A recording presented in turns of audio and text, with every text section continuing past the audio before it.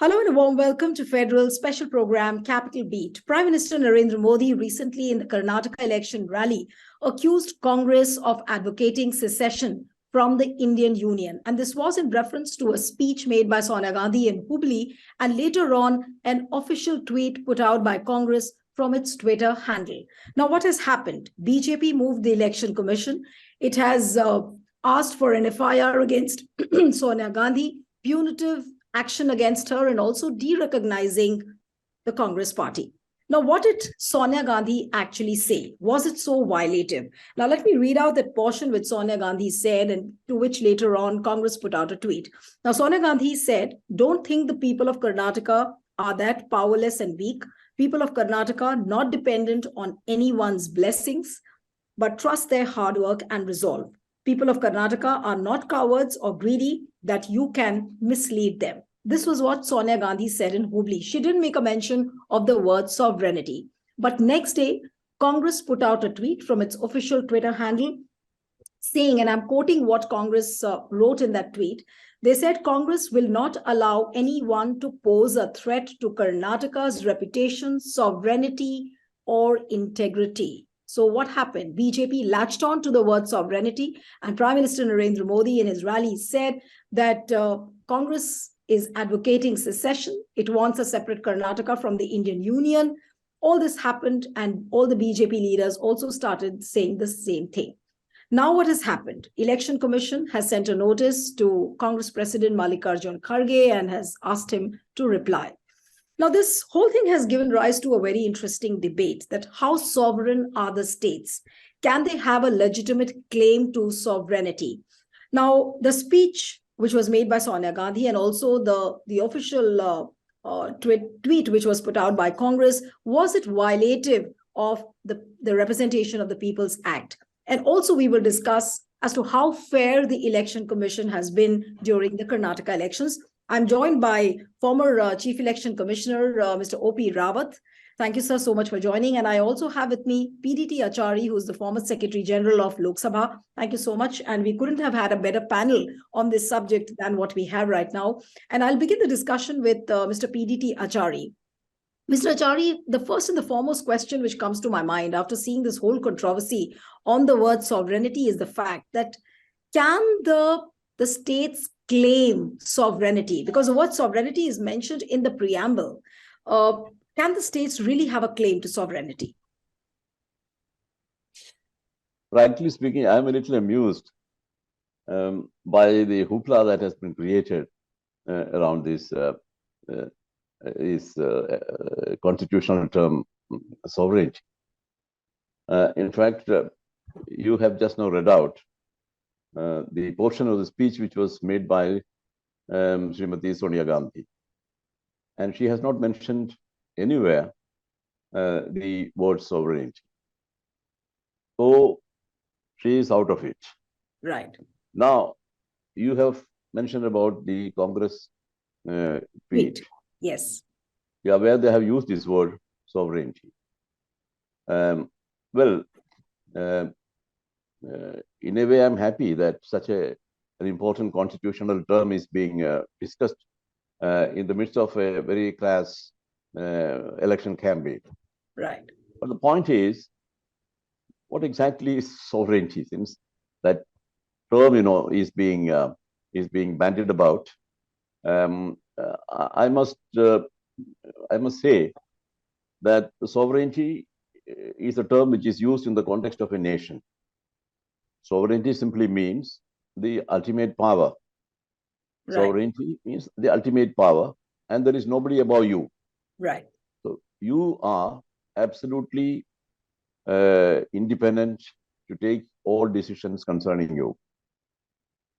So far as India is concerned, India is a sovereign republic, sovereign nation, and we take our own decisions. We are under nobody's control.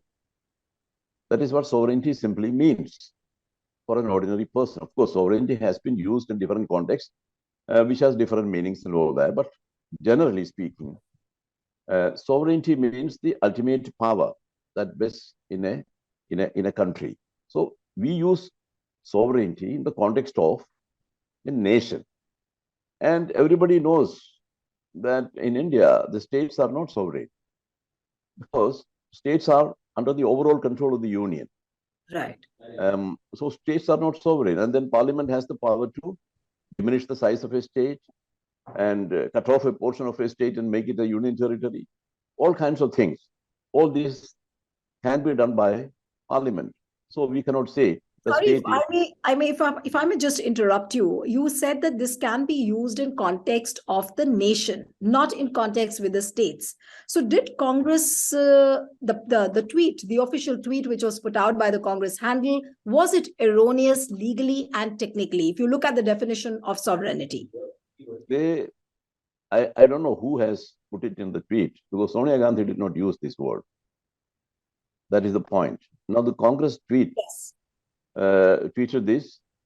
I mean, in that tweet, they have used this word. I don't know in what context they have used this word or why, who has done it and with what intention and all that kind of thing. But I must say that nobody in this country, no sane person will advocate secession.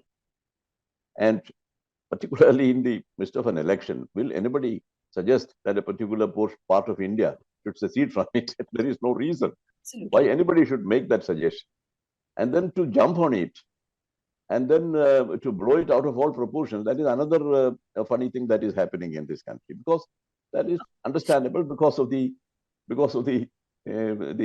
competition kind of campaign that is being carried on. Because only that makes sense. Otherwise, it makes no sense at all to me. Anybody who advocates secession of any part of the territory of India, why? There's no occasion, there is no need. Nothing of the sort. Right. So to give it such a meaning or give it such a twist, and then tom about it is something which doesn't behove people in high office. But Mr. Acharya, I was reading a few reports where they said that this sovereignty remark allegedly made by Sonia Gandhi, which actually she didn't make, but then BJP leaders are saying that this could be a violation of the oath undertaken by the political parties under Section 29A(5) of the Representation of People's Act. Now, is it some kind of a serious violation? First of all, of course, Sonia Gandhi didn't make that comment on sovereignty. But even if Congress party has written a tweet like that, do you think that it's a violation of Section 29A(5) of the Representation of People's Act? Is it a formal document published by the Congress party? Did the president of the Congress party use this word in the context of Karnataka? Did any of the general secretaries of the Congress party use this word? No, right. Nobody has used this word. Right. And then if a wrong word has been used, that can be corrected. So nobody can say in his right mind that the Congress party wants a Karnataka, or for that matter, any other part of India, to secede from India. Right. So you feel that this is really an unnecessary debate which has been raked up by BJP? No, I'm not talking about political parties. I'm simply saying that this is actually we are making unnecessary fuss about these things. No Indian would ever advocate secession of a territory of India. Right. Nobody would do that. Yeah, you've quite a lot put the things in the perspective. But now let me come to Mr. O.P. Rawat. Mr. Rawat, what really astounds me is the fact that, as Mr. Achari said, that it is a fuss made out of nothing. And I don't know why the political parties have made it such a big issue. But to top it all, Election Commission now sending a notice to Mallikarjun Kharge that Sonia Gandhi should explain the sovereignty remark. Isn't it really laughable the manner in which Election Commission is also acting? Because there you've heard the chants of Bajrang Bali, you hear the chanting of Hanuman Chalisa, how divisive comments have been made by leaders. No action has been taken against them. Election Commission has not taken action against Prime Minister's Bajrang Bali invocation, and a lot of people are talking about it. Election Commission, partially it seems that, it filters and then acts against the political parties. Do you think that the Election Commission has been really fair in this particular instance? Actually, there is no question of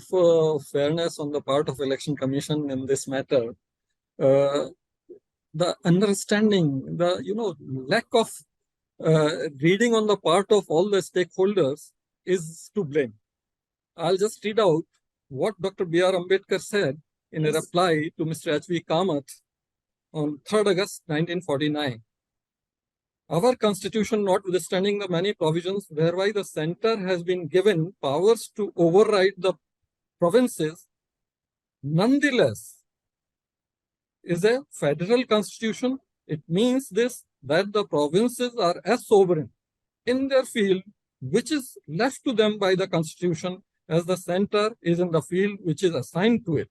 Now, once the constitution makes the provinces sovereign and give them plenary powers to make any law, really speaking, the intervention of the center or any other authority must be deemed to be barred, because that would be an invasion of the sovereign authority of the province. It's as much clear that sovereignty with the states is there in state list, making the laws for their state.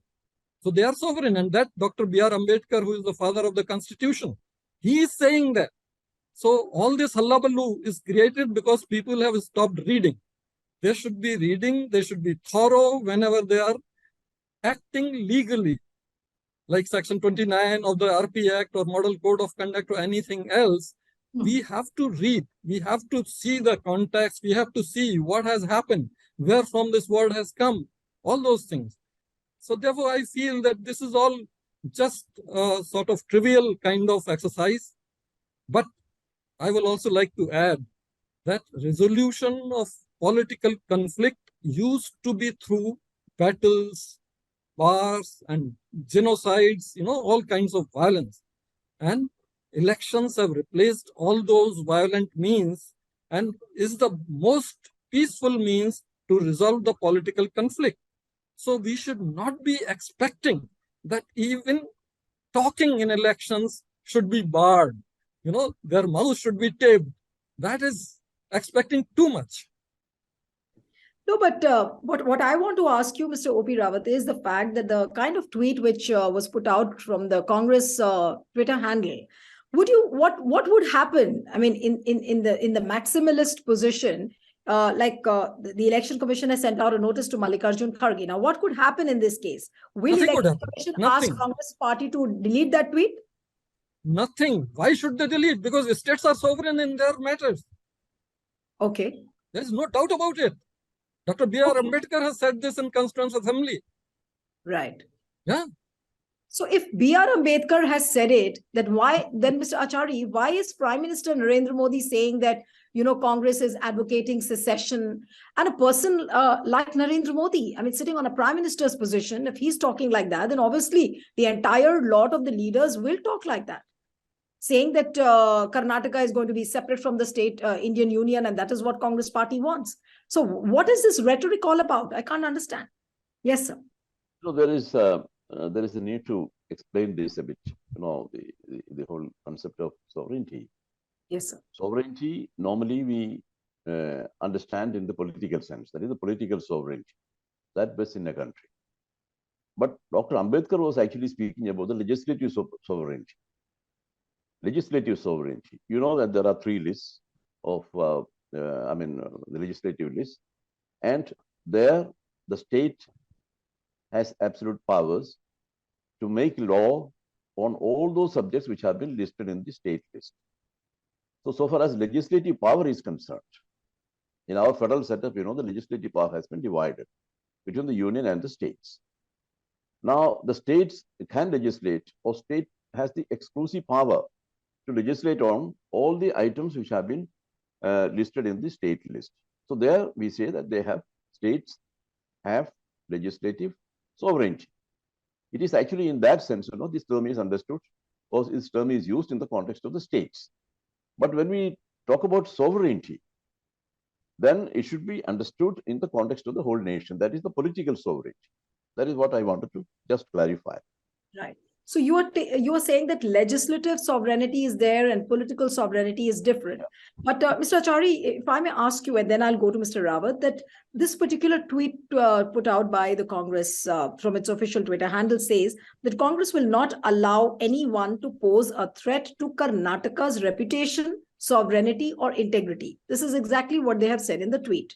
So is it in context with the legislative sovereignty they are talking about, or the political sovereignty? That is really in the realm of some kind of a confusion. Well, that is for now. The ball is in the court of the Election Commission. Right. Let them put their teeth into it. But Okay.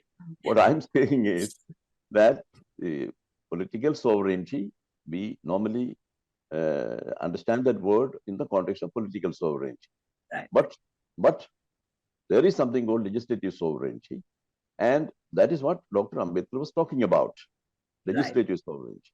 That is what I wanted to say. Right. It's quite clear from what you have just explained. But Mr. Rawat, do you think that the Prime Minister is a little confused, if I may ask you very bluntly, that he's trying to confuse the legislative sovereignty with the political sovereignty, with the kind of rhetoric which has been whipped up during the Karnataka election, saying that Congress is advocating secession, it wants a separate Karnataka. So is Prime Minister Modi confusing the political sovereignty with the legislative sovereignty?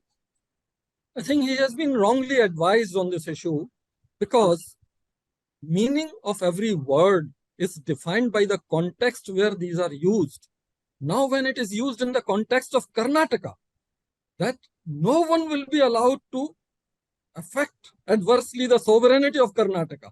What does it mean? That their legislative domain, nobody will be allowed to interfere with that.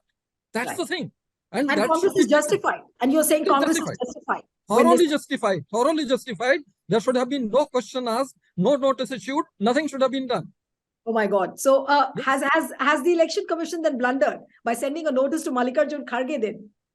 I would not say blunder. I would just say that these days people are so busy with social media and all other things that they forget to read the things. Whenever an issue comes up, they should be reading everything, from history to date. Only then they should be acting on whatever they want to do. Right.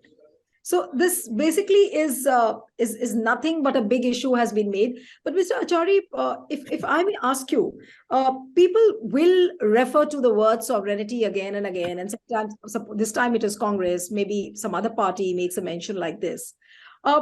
Is the time not ripe to have some kind of a clarity on the word sovereignty?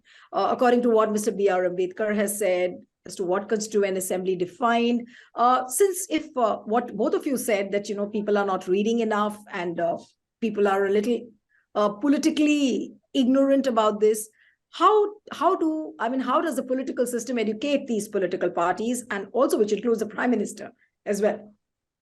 Well, see, the media is there to educate the public on all these matters. No, I think the media has started discussing these issues already and all that. I'm very happy that such constitutional terms are being discussed by the media. So naturally, the public will get fairly informed about the nuances of these various terms. So that should be done. Our people should understand the Constitution, and they should understand the various terms of the Constitution. So that is good. In a way, it is very instructive. Although it has happened in the midst of a very noisy and crass election campaign. It's good. So people should understand the meaning of these various terms. But Mr. Achari, people do talk about the federal rights, of the states, what rights states have, how much freedom they have. This also leads to a question like that whichever party comes to power in Karnataka, since Congress has put out a tweet like that, then how does one really put out this fact that sovereignty is just not in context with the nation? The states also have sovereignty. See, the point is, these are all terms which are well understood. There is no confusion on this score. Well understood and well overlooked also. No. The point is that everybody knows what is political sovereignty and what is legislative sovereignty. Right. So I don't think there need be any kind of a confusion. But of course, it is the duty of political parties, or it is the job of political parties to confuse the public, which they are doing in any case. Particularly in the election campaigns, they will say things which will thoroughly confuse the public. But they have the right to do that. But otherwise, of course, what I feel is that people should, particularly those who are putting out these tweets and all that, they should be a little careful about the use of words, particularly words which have constitutional importance and all that, which are likely to be misinterpreted by people. So you do feel that this is a slight error which has been made by Congress, and I do not know. I do not know in what context they have used this term, or with what meaning they had in mind. I do not know. That is the thing. But these terms, as far as I am concerned, these terms are fairly clear. The meaning or the nuances of these terms, are fairly clear to everybody. Right. Therefore, there cannot be any kind of confusion. Right. That is why I began my observations by saying that what is all this hoopla about it? There is no need to make such a big fuss about the whole issue. It is just a storm in the teacup. Therefore, we should, in fact, forget about it. There is nothing on which we should concentrate our attention. We should. I mean, I'm also, forced to discuss this bit with you, Mr. Rawat, that people have been questioning the role of Election Commission. Now, talking purely in context with the moment Congress put out a manifesto saying that they will ban Bajrang Dal. For what reason they made a mention of that, we do not know. And polling is tomorrow, then we have results coming up on 13th. But since the manifesto moment of the Congress, Prime Minister Narendra Modi repeatedly has been chanting and invoking Bajrang Bali. Then you have BJP leaders reciting Hanuman Chalisa. Today, what happened in Hubli, there was an instance where the Bajrang Dal activists, they were chanting and reciting Hanuman Chalisa, and the Election Commission officials walked up and they said that you can't do that. And there is a restriction on the gathering, that you can't have a gathering of more than 5 people. So the Bajrang Dal activists replied back to the Election Commission saying that this is not Afghanistan or Syria. And how can you stop us from reciting Hanuman Chalisa? Now, what would you say to this attitude of the fringe elements, which also, of course, includes the main political parties like BJP? We've seen all the BJP leaders doing a Hanuman Chalisa today. What would you really say to this? Actually, this is caused because people down the line with the Election Commission have different level of understanding of issues. Like in the states, in the district, they don't have that kind of training. They don't have that kind of background to analyze and to decide as to what is sort of exceeding their limits. Chanting Hanuman Chalisa or Bajrang Bali at any place, any public place may be good because you are Hindu and you can do it. But chanting this in election rally or where election propaganda is being made out or where votes are being asked, this can be construed that you are asking for vote on the basis of religion. And that is an offense. That is an offense. And they should be booked immediately. There should be no let up on that. Absolutely. So it is a clear offense, as what you're saying. And the first mention of Bajrang Bali was made by the Prime Minister. After the manifesto was released by Congress, the first mention of Bajrang Bali came from the Prime Minister. But we do not see Election Commission gathering the courage to send a notice to Prime Minister Narendra Modi that, look, what you're doing is wrong. Election Commission doesn't seem to be taking an action like that. Actually, Prime Minister said somewhere, remotely connected to Karnataka. Said this somewhere, and yes, he was not. He was not asking for votes. No, I'll tell you what he said exactly, and let me quote. He said, "कि आप जब vote डालने जाएंगे तो बजरंग बली की जय करके जाएंगे और वोट डालेंगे. Jai Bajrang Bali." So this is how he's chanting. He's beginning his speech, and he's also concluding his speeches with Jai Bajrang Bali. this should have been pointed out for a clarification, because some people may construe like sovereignty, being confused with political sovereignty or legislative sovereignty, all kinds of things. Why did it not confuse that here voting is said as a word and Bajrang Bali is also said as a word? So it is really on the gray line, either this way or that way, and therefore election commission or any complaint on this issue should have been addressed.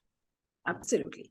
So you mentioned it in very clear terms, but Mr. Chauri, how would you see this constitutionally? Making a mention of Bajrang Bali in the middle of an election rally, telling the people that, look, you have to chant Bajrang Bali, you have to chant Hanuman Chalisa just one day before the polling. How would you really see that? See, you have to look at it from the angle of the impact it makes on the people, on the minds of the people. Supreme Court has made it very clear in many of its decisions that when you analyze the words and expressions used by politicians in the election rallies, you must actually keep in mind the likely impact it will have on the minds of the people. That is the thing. Now, it is very clear that these are terms which are being used to influence the people in a particular way. Religion, religious symbols and religious names are being used very liberally. And the impact and the meaning is very clear. The intention is very clear. That is to influence people in the name of religion. That is what it is. Let us not be very technical about things, about a particular word, whether it can be used or not used and all that. But the impact of this, that is it. The word impact, that is very important. The impact on the public Chauri, mind. if I may interrupt, but you see this as a brazen use of religion openly in an assembly election. What more can it be brazen? Like when Prime Minister Narendra Modi makes an invocation, then you have other BJP leaders talking about it, and the entire lot is talking on that line, including Yes, the absolutely. Yes. No, I was saying that these words or these expressions have tremendous impact. Particularly, these expressions are being used by the highest political, the highest executive of this country. Naturally, these words will have very great impact on the public mind. And if the intention is to use religious symbols and religious names and religious terms in the election campaign, naturally, that amounts to corruption as per the Representation of People Act. Using religion for getting votes, I think section 123 or something. Yes. The Supreme Court had made it very clear in one of his judgments. The Constitutional Bench had made it very clear that any mention of religion will amount to a corrupt practice under the law. That is the thing. But then, in the election campaign, all these considerations are thrown to the wind, and people will come down to the level of abusing each other and using religion or whatever things they can lay their hands on will be used in the election campaign. That is what we have seen.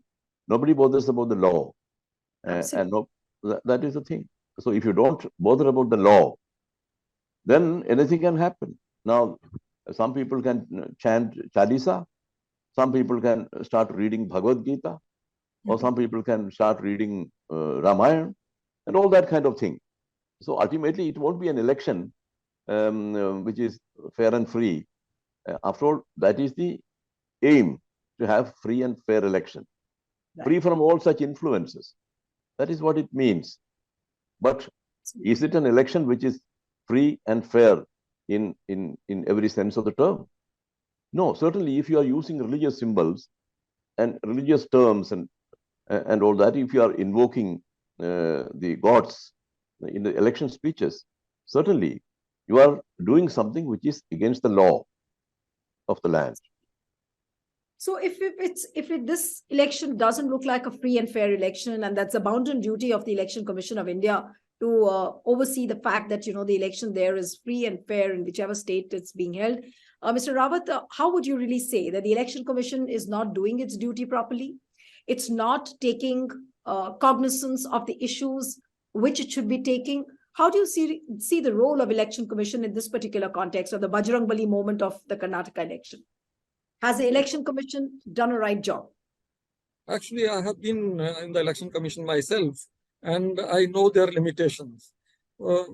They do not act on universal monitoring of what people are saying in the electoral arena. They only act on the complaints given to them by different stakeholders. And I am not privy whether this Bajrangbali thing as a complaint has come that somebody was seeking vote, somebody was talking of elections and Bajrangbali. If that complaint had come to them, then they should have acted. But if that complaint Mr. has... Rawat, Mr. Rawat, is it not bizarre that supposing if no complaint has been filed, but you have all the satellite channels beaming Prime Minister Narendra Modi's rally, where you see him chanting Jai Bajrang Bali, aap vote daliega, vote dalne ke pehle aap Jai Bajrang Bali boliye, aap Hanuman Chalisa ka path kariye. Is it not enough for the Election Commission to take a suo motu on this? Or will they wait for the complaint? Somebody files a complaint and then they'll take action?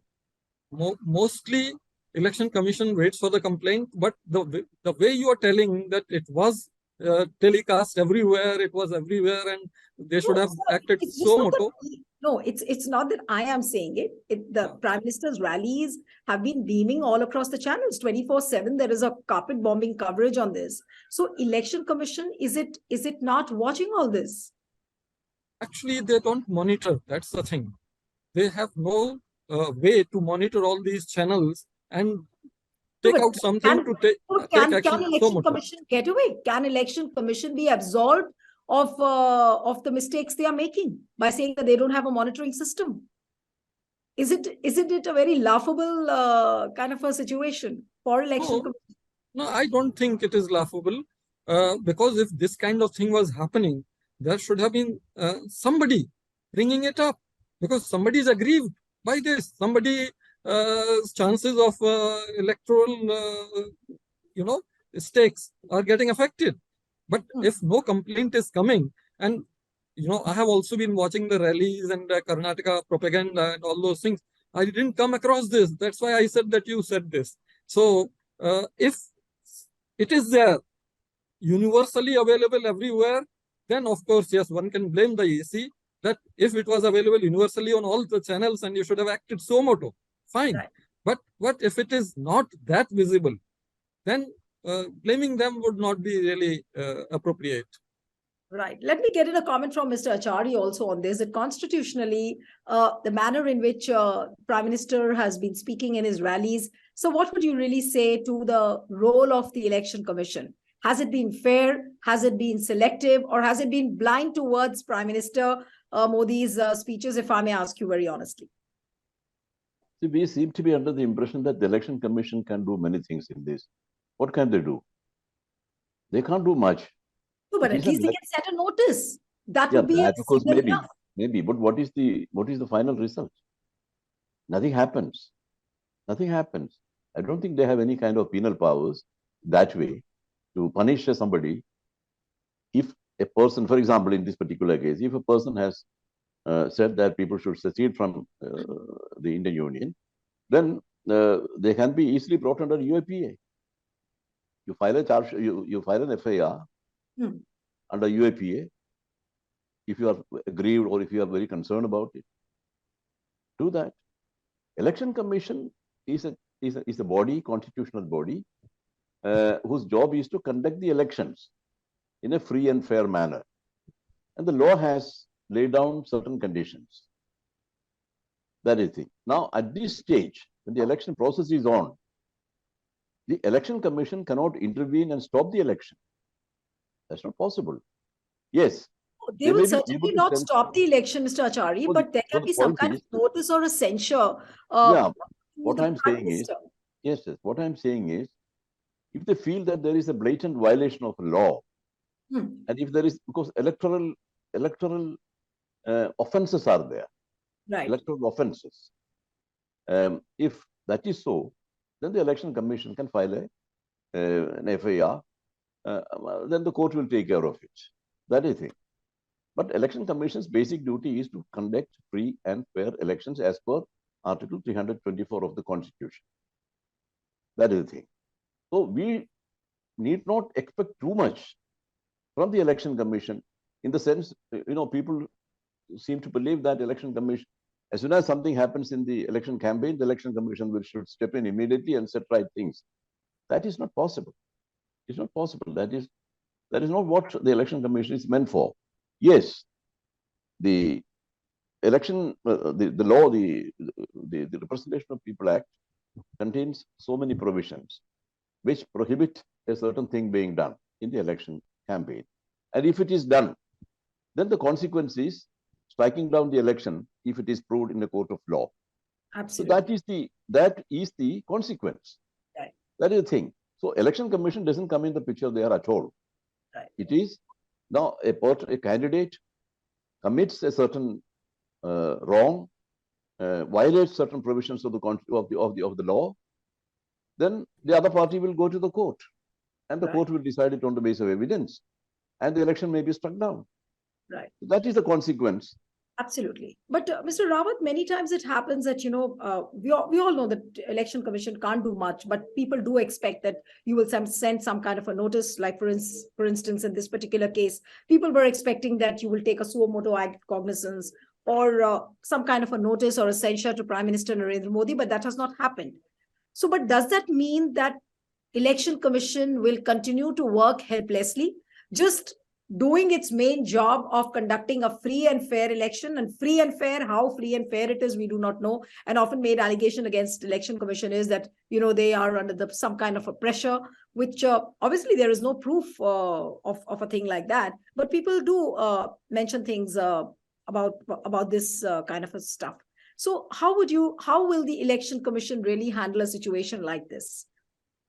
I don't think Election Commission is working helplessly, or Election Commission is constrained because of lack of powers. They have everything. Only thing is the system. You see, universal monitoring of everything being said in electoral arena will be very cost intensive. So much of cost will be involved in all those things. So that's why these arrangements are not there. But Election Commission proactively gave policing to common man by giving citizen vigilance, see vigil up. Just whenever this kind of thing is said or seen on the TV. Powers have been given to the common man. Yeah. You look at the social media, it is full of videos of Prime Minister Narendra Modi chanting Jai Bajrangbali. What my basic question is that why can the Election Commission not send a notice on its own to Prime Minister Narendra Modi? Or for that matter, even any BJP leader who's done the same? That is the thing which we have to see, whether it is visibly universally. Whatever you are saying is visible universally, like I didn't see. No, but sir, to me as a journalist, sorry to allow me to interrupt you, but to me as a journalist, it does look universally visible. So why is it not universally visible to the Election Commission? Why did you not send a report on to Election Commission? If anybody is aggrieved, why did he or she did not approach the Election Commission? Because this is an offense under Section 123 of the RP Act. And it is punishable with rigorous imprisonment and fine. So let someone go if it is so universally available. And democracy is safe only so long as the citizens are empowered and are awake and taking things in their own hands to act against all the, wrongdoers, irrespective of political color or party or anything. So you said that somebody should have filed a complaint if it was so visible. I'll come to my last comment for Mr. Achari, that what would you really say to this kind of an election campaign where we've seen brazen use of a communal agenda, Prime Minister openly invoking Bajrangbali, people reciting Hanuman Chalisa, all sorts of things have been said by BJP leaders. But look at the number of punitive measures which have been taken against the BJP leaders. What would you really say? And it's coming back to that same usage of the phrase which Mr. Rawat said, that it's not universally visible. To you, is it universally visible, Mr. Achari? No, even if it is universally visible, what will you do? That is a question which I am asking myself. What can you do? So, like Mr. Rawat asked me, then why didn't I file a complaint? So, Okay, that's okay. That is his way of putting things. Hmm. But what I'm saying is that even if you know, what will happen? Prime Minister knows it only too well. That's the thing. No, But aren't does- things to us? no, but will not any body or the constitutional platform will not show a mirror to Prime Minister Narendra Modi just because it can't do much on that? Well, I will say that Election Commission is a constitutional authority, constitutional body set up to conduct elections in a free and fair manner. And conducting the elections in a free and fair manner is the basic structure, part of the basic structure of the constitution. The whole democracy rests on this free and fair election. Means people exercise their vote without being under any kind of influence. Right. And therefore, any kind, no religious kind of thing should be used. No appeal in the name of religion should be made, and all that. These are all things which have been laid out very clearly in the law. And if political parties do not adhere to that, then certainly Election Commission has all the powers to conduct free and fair election. That power has been given to them under Article 324. It is said, Justice Krishnaiah had said, that it is the reservoir of powers. Okay. And the Election Commission can dip into that and see whether in a particular context, Election Commission should step in or not. When there is a blatant violation of the law, and then there is an open appeal in the name of religion, everybody knows. And much more, the Election Commission, much more, that this is a blatant violation of the election law, and this goes against the free and fair election. You cannot have a free and fair election when you go on making appeals in the name of religion. Absolutely. That is it. But unfortunately, that model code of conduct, which has been, which is enforced whenever there is election, model code of conduct is not a legal thing. It doesn't have any, it cannot be enforced, legally enforced. So it is not legally enforceable. That is another problem. So Election Commission will announce the model code of conduct. It comes into force as soon as the election dates are announced, and all that kind of thing till the election results are announced. It remains in force. Right. But what is the use if there is a naked violation of this model code of conduct? Then what action can you take? Of course, the Symbols order says that the Election Commission can, in a given kind of case, even deregister a party which indulges in this kind of a thing. But has it ever been done? It has not been done. Right. That is the thing. Because the model code of conduct does not have a legal backing. Right. That is it. Absolutely. But the funniest and the most hilarious part, Mr. Rawat, is the fact that in this particular case where Congress's tweet on sovereignty remark, BJP in fact has asked for an FIR against Sonia Gandhi, where she didn't make a mention of sovereignty. Then they have said that there should be an exemplary punitive action that they are demanding from the Election Commission. And the third demand which they have made is that ECI should de-recognize Congress. Now look at the demands of a party which is openly violating the model code of conduct, and they are invoking votes in the name of religion. So your last comment, sir, Mr. Rawat, about this whole issue on sovereignty, the manner in which Election Commission has handled this whole Bajrangbali moment of the Karnataka election, your last comment, sir, before I wind up the show. Yeah, I'd like to address all the points which have been brought up, like model code of conduct. It must never have legal backing, because it is for a very short period of campaigning that anything wrong happening against the code is dealt with by Election Commission in executive manner. Decision within 1 day or 2 days, so that people get an exemplary action and they refrain from it. And within those 6 weeks or 7 weeks, orderly conduct of election takes place. If you make it legally, tagged, then the case will go to the courts, and courts takes years, appeal, review, revision, all kinds of things. And that is why The process will get delayed. yes, so model code of conduct must not be given any legal backing.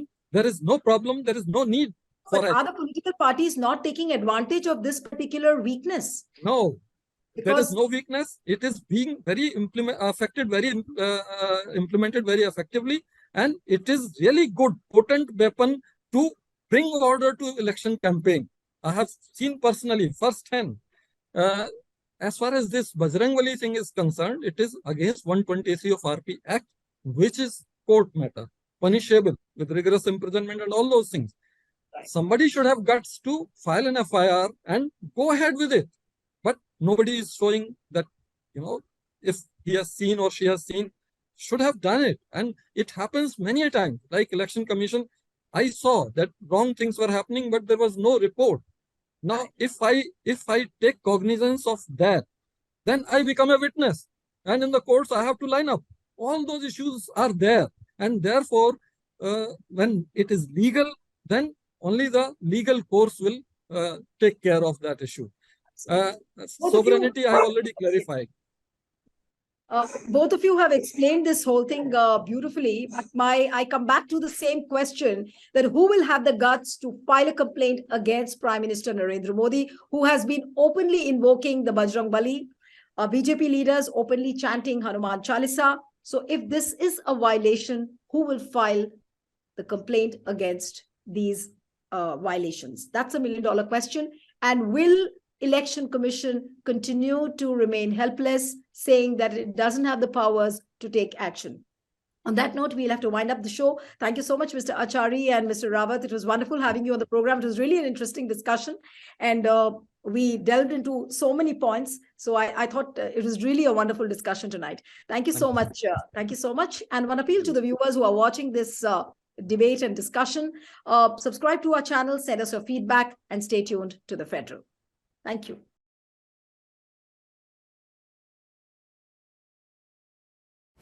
Subscribe to the Federal's YouTube page for more interesting updates.